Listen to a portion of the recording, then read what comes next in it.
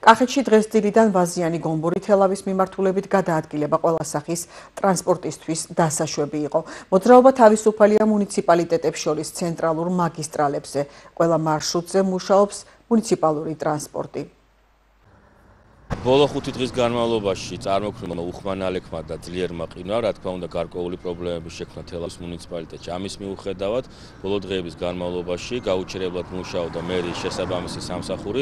დღის და ღამის განმავლობაში ინტენსიურად იწმინდებოდა როგორც თავარი, ისე შიდა საუბნო გზები და ამავე დროს იყრებოდა ტექნიკური მარილი. გარკვეული შეფერხება იყო მუნიციპალური ტრანსპორტის გადაადგილებასთან, ვინაიდან დილის საათებში ძლიერი ყინვის გამო შეუძლებელი იყო ტრანსპორტის გადაადგილება, თუმცა ეს პრობლემა დღეს უკვე მოხსნილია და მუნიციპალური ტრანსპორტი, ასევე საზოგადოებრივი ტრანსპორტი მოქალაქეები თავისუფლად გადაადგილდებიან. გარკვეული შეზღუდვა იყო ასევე გომბორი ვაზიანი თელავის საავტომობილო გზაზე, სადაც მხოლოდ მაღალი გამოვლობის სატრანსპორტო საშუალებისთვის იყო დასაშვები გადაადგილება და დღევანდელი მდგომარეობით ეს პრობლემაც მოხსნილი არის.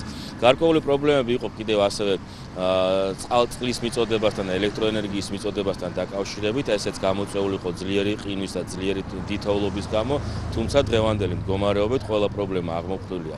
ამის მიუხედავად, თელავის მუნიციპალიტეტის სამსახური მერია მაინც გასაგანგებო რეჟიმში მუშაობს ამინდის მეტეოროლოგიურ პირობებიდან გამომდინარე.